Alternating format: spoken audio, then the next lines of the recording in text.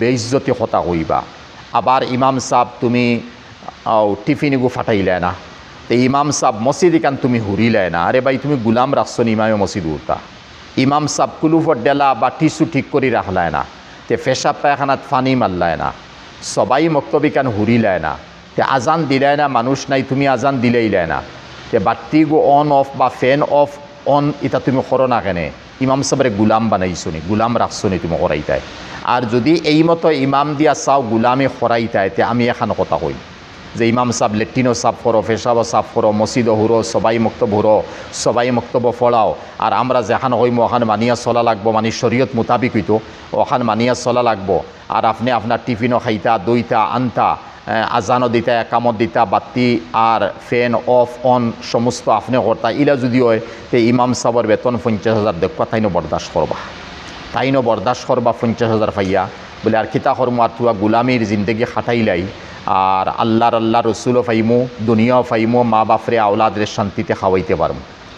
যদি ইলা ওয় না 7,000 আর 10,000 টাকার ইমাম হইয়া তা হইন, তে তুমি চুপ থাকো, তুমি জাহিলে ইমামের উপরে তুমি যেতামর এটা বাসা ব্যবহার করিও না।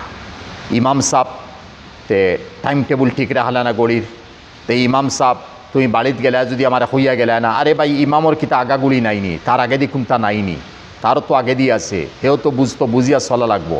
তুমি ইমামরে এমন কয় দিয়ে আর বন্দি করি থইলায় যে ইমাম সবর বিবি মা বাচ্চা আওলাদ আয় আফদ বিপদ কুটুম রেশ এটা কোনটা ইমামন নাইনি, ও 24 ঘন্টা ইমামরে গুলাম বানাইয়া রাখতাইনি।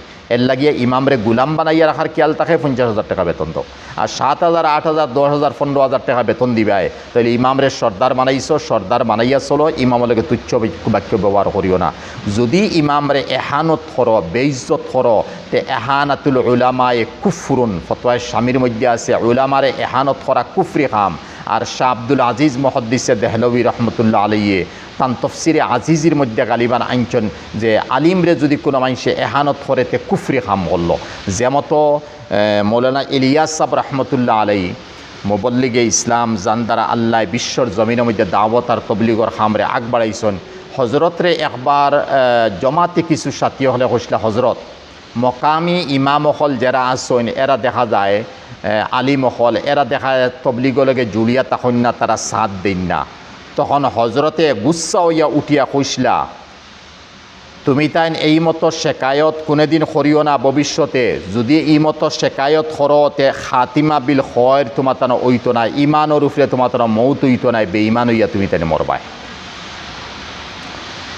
রশিদ আহমদ গঙ্গোহী রহমতুল্লাহ আলাইহির খেদমত যে সময় আলিমহল ব্যাপারে কিছু মাত উঠছিল, তখন হজরতে ফরমাইসলা আলিমহলরে বেইজ্জত করিও না, সুট লাগাইয়া কথা হইও না, আলিমহলের লগে বালা ব্যবহার করো, নতুবা তুমি আলিমরে বেইজ্জত করি সুট লাগাইয়া তুমি কবর গেছো, তোমার মুখ পশ্চিম মুখে দেওয়া হয়েছে, আমরা তো ওলা দিলে ইলা নাই, আসলে পশ্চিম মুখে ওলা হইতো, তোমার সিনা পশ্চিম মুখা আছে, কবর রাখা হইব, ও কবর রাখার পরে খবর কুদিয়া আবার দেখো তোমার সিনা পশ্চিম মুখা নাই, তোমার সিনা পূব মুখ হয়ে গেছে, কারণ তুমি আল্লাহর এক নবীর ওয়ারিসরে তুমি এহানত আর বেইজ্জত করছলাই, আল্লাহ তোমার সিনা কিবলা মুখা কবুল করছেন না। ওলা আমরা সারাই জানা দরকার, বুঝা দরকার যে ইমাম অকল যারা আছেন এরা আমরা নেতা, এরা আমরা সর্দার, এরারে রমজানও গড় রমজানও হাদিয়া দিতাম, জুম্মাত আবার পরে 200-500 টাকা আতো দিতাম, জব হারাই দিতাম, বালিশর তলে হারাই দিতাম, হজরত আমার লাগি দোয়া করবা আমার মা নাই বা বিপদ বা অভাব বা পরিশানি, এই দিকে আমরা কোনটা করি না। আর এমনি দেখবাই খরচিতে অভাব নাই, হোটেলও লাইন ধরিয়া বেটায় খার 3-5জন লইয়া, চাহ খার, বিস্কুট খার, এরপরে ফান খার, ঠান্ডা খার, এরপরে বাইক লইয়া চলের, গাড়ি লইয়া চলের, অবাধে খরচ করের। আরে ভাই হর তোমার দৌলত তুমি খরচ করদায়, কিন্তু ইয়াদ রাখিও আওখানো আও দৌলতর হিসাব আছে, আল্লাহর সিসি ক্যামেরা কে ছরের খালে কিয়ামত দিনটা সব হিসাব হইব।